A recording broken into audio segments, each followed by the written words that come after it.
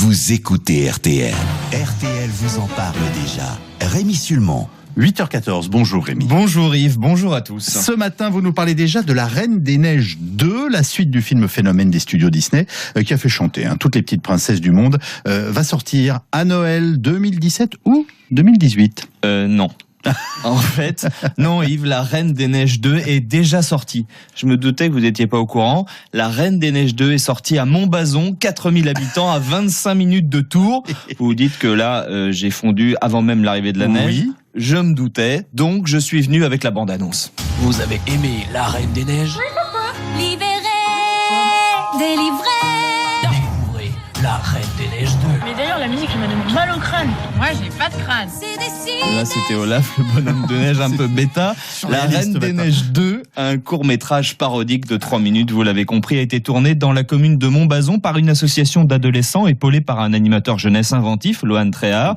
Antoine, 14 ans, j'ai bien dit Antoine, joue le rôle de la princesse Elsa. Et pour la première du film, dans le cinéma de Montbazon, le générique, il a remis sa perruque blonde et sa petite robe bleue, trop petite, maquillée, délivrée, libérée et étonnée. Ce qui m'a un peu surpris surtout, c'était à la fin, les enfants ils prenaient des photos avec moi comme des stars. Donc ça c'était assez drôle parce que je m'y attendais vraiment pas et ils avaient l'air vraiment contents parce qu'au début c'était ça notre priorité, c'était que les gens ils soient heureux dans la commune et dans la ville. C'était vraiment assez extraordinaire. La Reine des Neiges, je pensais pas que ça pouvait faire ça à des enfants. Bah si, ça peut faire ça à des enfants. Les adolescents de Montbazon ont découvert le pouvoir magique du film, car avant leur court-métrage, ils ont projeté La Reine des Neiges 1, et devinez Yves, qui est allé voir un film que les enfants ont vu et revu?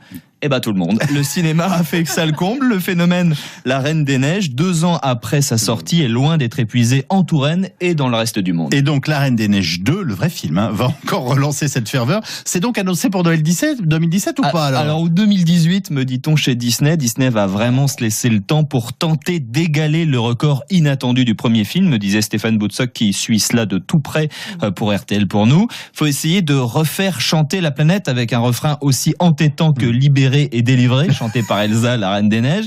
Cette chanson Let It Go en anglais, qui a reçu un Oscar, en elle-même est un phénomène addictif sur les enfants. D'ailleurs, le directeur du film a fini par s'excuser auprès des parents qui n'en pouvaient plus. Alors la bonne nouvelle, c'est donc que si le nouveau film ne sort pas avant 2017, et ben en 2016, on va avoir le temps de se sevrer. Non. Non, car Disney va tout faire pour entretenir la ferveur. En salle, le film a rapporté 1,3 milliard €. En produits dérivés, c'est incalculable.